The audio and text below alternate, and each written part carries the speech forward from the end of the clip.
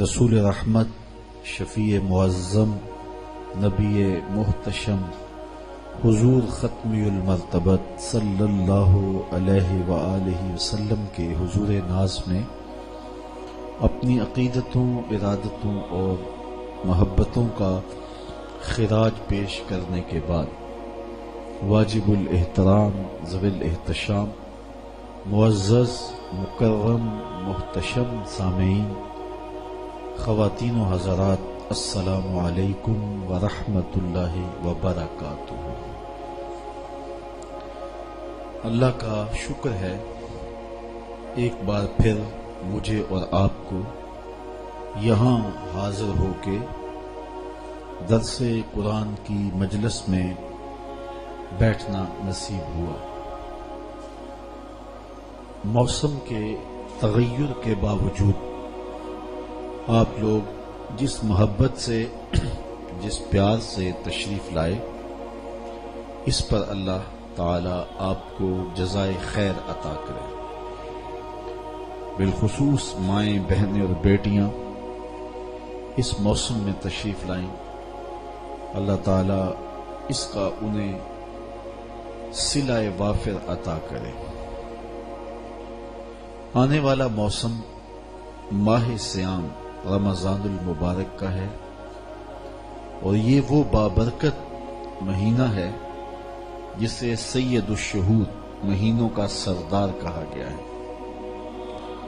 اس مہینے میں اللہ کی رحمتیں بڑھ جاتی ہیں جو بندوں پہ اترتی ہیں، اس کی کرم نوازیاں بندوں کو نصیب ہوتی ہیں اور ان کے دامن گوہر مراد سے مالا مال ہوتے ہیں۔ خوش نصیب ہیں وہ لوگ جو بے چینی سے، شدت سے اس مہینے کا انتظار کرتے ہیں۔ جنت کی پورے 11 ماہ آرائش و زیبائش ہوتی رہتی ہے، صرف ماہ صیام رمضان المبارک کے استقبال کے لیے۔ جنت سجتی رہتی ہے، گو وہ پہلے ہی آراستہ و پیراستہ ہے، لیکن اس مہینے کے لیے خاص طور پہ اہتمام کے ساتھ اس کو آراستہ کیا جاتا ہے کہ ماہ صیام جلوہ فراز ہونے والا ہے۔ اسی طرح جن لوگوں کے دل جنت ہیں وہ بھی پورا سال ماہ صیام کا انتظار کرتے رہتے ہیں کہ وہ گھڑیاں آئیں، وہ لمحے آئیں۔ فرمایا اگر میری امت کو پتہ چل جائے کہ ماہ صیام میں کیا ہے تو وہ آرزو کرے کہ پورا سال ہی ماہ صیام رہے۔ جو برکتیں، جو رحمتیں اس مہینے کے دامن میں رکھ دی گئی ہیں اور جو کرم نوازیاں انڈھیلی گئی ہیں اس ماہ نور میں۔ جو آیت کریمہ میں نے آپ کے سامنے تلاوت کی، اس میں ارشاد فرمایا گیا، اے ایمان والو، تمہارے اوپر روزے فرض کیے گئے جس طرح تم سے پہلوں پہ فرض کیے گئے تھے، تاکہ تم متقی بن جاؤ، تمہیں تقوی کا نور نصیب ہو۔ روزہ لغت میں رک جانے کو کہتے ہیں۔ الصوم فی اللغت الامساک فقط، روزہ لغت میں رک جانے کو کہا جاتا ہے، لیکن اصطلاح شریعت اسلامیہ میں طلوع فجر ثانی سے لے کے غروب آفتاب تک بقصد عبادت، اکل و شرب اور عمل تزویج سے رک جانا روزہ کہلاتا ہے۔ روزے کی تاریخ بہت پرانی ہے۔ علامہ اسماعیل حقی علیہ رحمہ نے روح البیاں میں لکھا کہ ملک تحمورس ثالث حضرت آدم علیہ السلام کی اولاد سے تیسرا بادشاہ تھا، اس کے زمانے میں قحط پڑ گیا، تو جو آسودہ حال لوگ تھے ان کو وقت کے بادشاہ نے حکم دیا کہ وہ ایک وقت کا کھانا ان قحط زدہ لوگوں کے لیے بچائیں اور وہاں بھیجیں۔ اس کے حکم نامے کو، انسانی ہمدردی پر مشتمل اس بات کو لوگوں نے قبول کیا، ایک وقت کا کھانا کھاتے اور ایک وقت کا کھانا قحط زدہ علاقوں میں بھیجتے۔ قوم کی یہ ادا رب کو پسند آ گئی، وقت کے نبی پر وحی کی گئی، تمہارے اس عمل کو ہم عبادت قرار دیتے۔ اور اس کے بعد پھر روزہ جتنی بھی شریعت ماضی میں گزری ہیں تقریباً سب میں مروج رہا ہے۔ قدیم مصری، یونانی، رومن اور ہندو دھرم میں بھی روزے کی تاریخ موجود ہے۔ تورات میں بھی روزہ داروں کی تعریف ملتی ہے۔ حضرت موسیٰ علیہ السلام کا 40 دن کے لیے روزہ رکھنا یہ کتاب رحمت قرآن مجید کے اندر موجود ہے۔ موجودہ انجیلیں جو دستیاب ہیں ان کے اندر بھی روزہ داروں کا تذکرہ ہم پاتے ہیں۔ حضور علیہ الصلوۃ والسلام فرضیت روزہ سے قبل فاقہ کشی کرتے تھے، روزہ رکھتے تھے، اور ایام 20 کے روزے رکھے جاتے تھے۔ 10 محرم کا روزہ رکھا جاتا تھا اور مختلف ایام کے روزے رکھے جاتے تھے۔ باقاعدہ اسلام میں روزے کی فرضیت سن 2 ہجری کو ہوئی ہے۔ جب حضور مکے سے ہجرت فرما کے مدینہ تشریف لائے تو 2 ہجری کے اندر روزہ باقاعدہ فرض ہوا ہے۔ فرضیت روزہ کے بعد کل 9 رمضان المبارک آئے ہیں۔ تو اس طرح حضور کی حیات ظاہریہ میں 9 مرتبہ ماہ سیام آیا ہے، اور یہ بات بھی ذہن نشین رہے کہ 7 مرتبہ یہ مہینہ 29 کا تھا حضور کے زمانے میں، اور 2 مرتبہ یہ مہینہ 30 کا آیا ہے۔ تو زیادہ تر ماہ سیام 29 کا آتا ہے۔ کچھ لوگ پریشان ہو جاتے ہیں، یہ پتہ نہیں رویت ہلال کمیٹی والے ایک روزہ کھا گئے ہیں، انہیں کیا غرض اس سے؟ تو 29 کے روزے زیادہ دور نبوی میں ہوئے ہیں۔ اور یہ بات بھی ذہن نشین رہے کہ روزے 29 ہوں یا 30 ہوں، اللہ ثواب 30 کا ہی عطا کرتا ہے۔ اگر 29 پہ عید ہو جاتی ہے تو پریشان اس اعتبار سے ہونے کی ضرورت نہیں ہے کہ اللہ تعالیٰ جل شانہ ثواب پورے 30 کا ہی عطا فرمائے۔ تو روزہ ہم جو رکھتے ہیں اور آنے والا ماہ سیام اس کا ہمیں استقبال کرنا چاہیے۔ تو یہ روزہ کیوں رکھا جاتا ہے؟ اس کا مقصد کیا ہے؟ سویر سے لے کر شام تک بھوک اور پیاس کاٹنا آخر کیا مقصد رکھتا ہے؟ جبکہ سب کچھ موجود ہے۔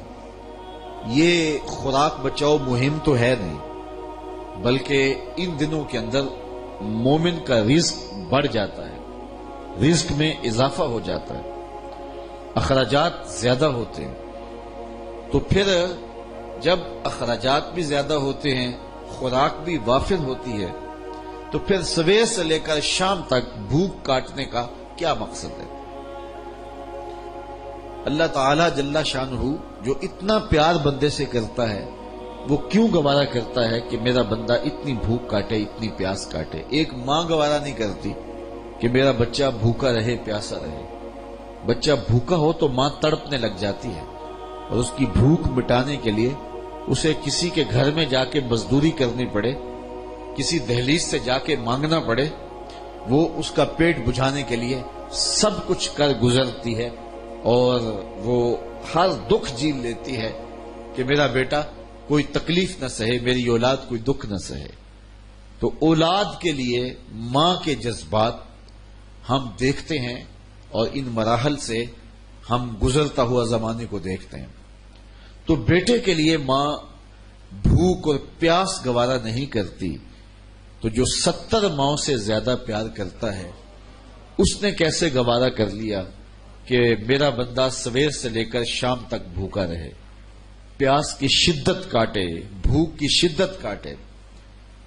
آج کل 16 گھنٹے لمبا روزہ ہوتا ہے، اور اتنا طویل عرصہ سخت گرمی میں زبان کانٹا ہے، حلق خشک ہے، اور بندہ دریا کنارے ہے، لیکن ایک گھونٹ بھی اٹھا کے نہیں پی سکتا۔ تو یہ کیسے رب نے چاہا جو 70 ماؤں سے زیادہ پیار کرتا ہے؟ ماں تو اس لیے پیار کرتی ہے نا کہ اس نے بیٹے کو جنم دیا ہے، اور اتنا پیار کرتی ہے کہ دنیا کے کسی ترازو پہ ماں کے پیار کو تولا نہیں جا سکتا۔ یہ سڑکوں کے کنارے پہ بڑے بڑے ہیوی کنڈے نصب کر دیے گئے ہیں جس پر پورے پورے کنٹینر تول لیے جاتے ہیں. تو میں کہا کرتا ہوں آج تک مجھے کوئی ایسا کنڈا نہیں ملا جس پر ماں کے پیار کو بھی تولا جا سکے. اللہ نے اس کے سینے میں پیار رکھا ہے، تڑپتی ممتا رکھی ہے، اولاد کے لیے وہ جذبات رکھے ہیں کہ دنیا کے کسی ترازو پہ اس کا وزن نہیں کیا جا سکتا. پھر دوسری بات، آج بازار جائیں تو کوئی شے بھی آپ کو خالص نہیں ملتی، لیکن ماں کا پیار آج بھی کھرا ہے، ماں کا پیار آج بھی سچا ہے. اولاد کے لیے اس کے جذبات آج بھی جو ہیں وہ بالکل کھرے ہیں. اولاد کا پیٹ پالنے کے لیے کسی کے گھر کے برتن مانجنے پڑے تو ماں اس سے بھی گریز نہیں کرتی. شہر میں آ کر پڑھنے والوں بھول گئے ہو کس کی ماں نے کتنا زیور بیچا ہے. مائیں اولادوں کے لیے کیا کیا پاپڑ نہیں بیلتی، کیا کیا دکھ نہیں سہتی، خود گیلے بستر پہ لیٹ جاتی ہیں اور بیٹے کو خشک جگہ پہ لٹاتی ہیں اور اذیت سہتی ہیں، دکھ سہتی ہیں، خود پیاس اور بھوک برداشت کر لیتی ہیں، لیکن اولاد کو جو ہے وہ بھوک اور پیاس ان کی برداشت نہیں کر پاتی ہیں. یہ ان کے سینے میں اولاد کا پیار ہے. تو اولاد کے ساتھ ماں باپ کو اتنا پیار کیوں ہے؟ تو اس کا جواب ایک ہی ہے، اس لیے کہ ماں نے بچے کو جنم دیا ہے. تو اس جملے پہ آپ کی توجہ چاہوں گا، جس نے جنم دیا ہے وہ اتنا پیار کرتی ہے تو جس نے خلق کیا ہے وہ کتنا پیار کرتا ہو. ماں نے جنم دیا ہے، تخلیق نہیں کیا. تو جنم دینے والی کا پیار اس کا ٹھکانہ نہیں، اور جس نے خلق کیا ہے اس کی محبت کا عالم کیا ہوگا. تو ماں گوارا نہیں کرتی تو رب نے کیسے گوارا کر لیا؟ اس مسئلے کو سمجھنے کے لیے پھر دوبارہ ماں کی گود میں آنا پڑے گا. بیٹا بیمار ہو گیا، ماں اٹھا کے اس کو ڈاکٹر کے پاس لے گئی. ڈاکٹر نے کہا کہ اسے یہ دوائی دو، یہ سیرپ پلاؤ، ٹھیک ہو جائے گا. اب سیرپ کڑوا تھا، بچہ پیتا نہیں. ماں نے اس کو زبردستی لٹایا، اس کا منہ کھولا اور سختی سے اس کے منہ کے اندر کڑوے سیرپ کے چمچ انڈھیل رہی ہے. کیا ماں صفاق ہو گئی؟ ماں کا پیار چھن گیا؟ اس کی ممتا کہیں رخصت ہو گئی؟ وہ جو بیٹے کی آنکھ میں ایک آنسو بھی گوارا نہیں کرتی تھی، تڑپ جاتی تھی. بیٹا چیخ رہا ہے، رو رہا ہے،